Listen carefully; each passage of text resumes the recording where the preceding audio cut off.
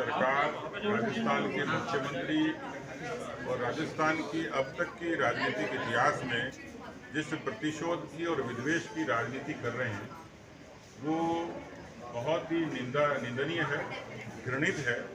और इस तरीके की प्रयासों की जितनी निंदा की जाए कम है, क्योंकि अब वो लोग इस बात से आहत हैं कि वो देश में सत्ता से बाहर चले गए, उनको लोगों ने नकार दिया। और जब उनके पुराने पाप कर्म बाहर आने लगे तो चाहिए ये था कि यदि राहुल गांधी जी को यदि नोटिस दिया ईडी ने तो उसका सम्मान करना चाहिए था। वो संवैधानिक संस्था है और भारतीय जनता पार्टी ने नहीं बनाई है, वो संविधान की परंपरा से बनी हुई संस्था है। उसमें यदि उनके किसी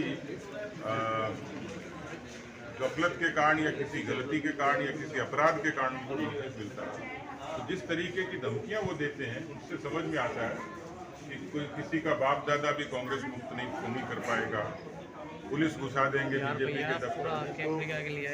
आप ऊपर गजेंद्र सिंह जी को जो नोटिस है वो उसी किस्म की धमकी का हिस्सा है। क्या अगर गजेंद्र सिंह जी एसीबी के पास जाते हैं, आप लोग भी इस तरह का कोई शक्ति प्रदर्शन करेंगे? देखिए, जो अपराधी होता है, जो चोर होता है, उसकी दाढ़ी में तिनका होता है। और यहाँ जो दिल्ली में हो रहा है वो तो उल्टा चोर कोतवाल को डांटे जैसी स्थिति कांग्रेस पार्टी की है। आगे क्या होगा हम देखेंगे, उसको अपने हिसाब से पेश करेंगे, लेकिन इसको किसी तरीके से इन परिस्थितियों में जायज नहीं कहा जा सकता। मैं सब चुम्बू में पिछले दिनों कार्यक्रम हुआ था, गजेंद्र जी ने साफ तौर पे सचिन पायलट का नाम लेकर कहा था कि चूक रह गई। उसके बाद अरुण चतुर्वेदी जी ने कहा कि मध्यावधि चुनाव की संभावनाएं जता दी 2 दिन पहले। महाराष्ट्र में जो कुछ चल रहा है उसके बाद ये माना जा रहा है कि अब राजस्थान में भी ऑपरेशन लोटस चल सकता है, कुछ बदलाव। पार्टियां यदि खुद कमजोर होती हैं, उनमें विग्रह होता है, तो उसका कारण भारतीय जनता पार्टी नहीं है। उनका एक आंतरिक अपनी समस्या है, उनके आलाकमान की कमजोरी है, उनके पार्टी की अपनी कमजोरी है। और इसलिए पार्टी बीजेपी पर तहमत लगाना ये तो एक सियासी बचाव का एक डिफेंस है, पुअर सा, कमजोर सा। मुझे लगता नहीं है उन्होंने जिस प्रसंग में जो बात कही उसका उल्लेख ये था कि ईआरसीपी की जो राजनीति की जा रही है उसमें यदि कांग्रेस कंस्ट्रक्टिव होती, रचनात्मक होती तो ईआरसीपी लागू हो चुकी है। क्या 5 साल चल पाएगी ये सरकार? क्योंकि कई बार आप लोगों ने बयान दिया कि 5 साल नहीं निकालेंगे। नहीं, सरकार, किसी फिल्म का डायलॉग है ना कि ये जीना भी कोई जीना है लल्लू, तो ये सरकार का चलना भी क्या चलना है लल्लू। ये सरकार कहाँ चल रही है? पिछले 3.5 साल में तो ऐसा कुछ लगता नहीं है कि सरकार जिंदा है।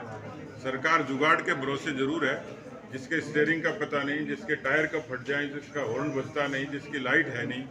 जुगाड़ की सरकार है, जुगाड़ की सरकारें तो ऐसी सरकती है, चलती नहीं है, सरकती है। एक लास्ट सवाल है, अग्निपथ को लेकर जागरूकता अभियान चलाएंगे? अग्निपथ के जरिए अग्निवीरों की भर्ती को देश के बहुत सारे अधिसंख्य नौजवान ने स्वीकार कर लिया। उसकी खूबियां सामने आ गई हैं, क्योंकि सीधे तौर पर 25% को सेना में और ज़्यादा अवसर हैं, 10% लोगों को स्थानीय पुलिस में आरक्षण है, उनको निजी क्षेत्रों में प्रोत्साहन मिलेगा, प्राथमिकता मिलेगी। कुल मिलाकर अग्निवीर की जो भर्ती है वो केवल इसका संबंध किसी एक समुदाय से नहीं है, इसका संबंध देश से है, इसका संबंध देश की सेना से है। देश की सेना अपेक्षाकृत नौजवान हो, सामरिक रूप से भारत दुश्मनों से घिरा है, भारत की ताकत बढ़े, इसके लिए नौजवान, ऊर्जावान नौजवान आए वो भी ज़रूरी है। सेना में नवाचार हो ये भी ज़रूरी है, सेना आधुनिक हथियारों से लैस हो ये भी ज़रूरी है, सेना का जो ताकत बढ़े ये भी ज़रूरी है। इस लिहाज से ये अग्निवीर जो योजना है ये भारत के हक में है, सेना के हक में है और नौजवानों के हक में। आदिवासी महिलाओं को अभियान को काउंटर करने के लिए कोई चीज़ चलाएंगे आप अभियान?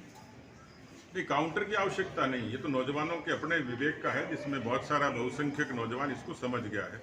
आपने राष्ट्रपति के उम्मीदवार के लिए द्रौपदी जी के लिए कहा है, तो देखिए कथनी और करनी की साम्यता साफ नजर आती है कि एपीजे अब्दुल कलाम साहब को इस देश का राष्ट्रपति बनाने में पूर्व स्वर्गीय प्रधानमंत्री अटल बिहारी वाजपेयी जी का, भारतीय जनता पार्टी का, एनडीए का बड़ा योगदान था।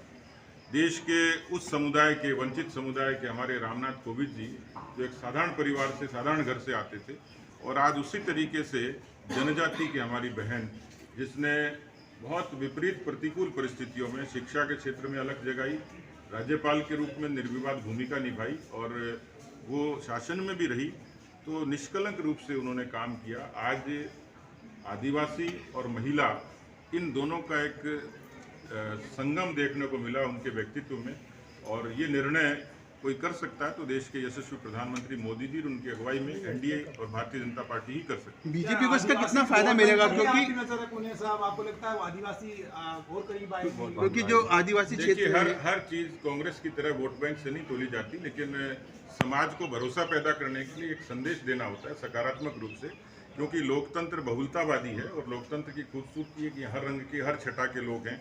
उनका देश के लोकतंत्र में उनको अच्छे जिम्मेवारियां दी जाएं, अच्छी जगह वो सुशोभित हों, तो देश के लोगों में एक भरोसा पैदा होता है। इसलिए ये किसी वोट बैंक की पॉलिटिक्स का हिस्सा नहीं, लोगों में, जनजाति के लोगों में एक भरोसा पैदा करने का एक निर्णय है।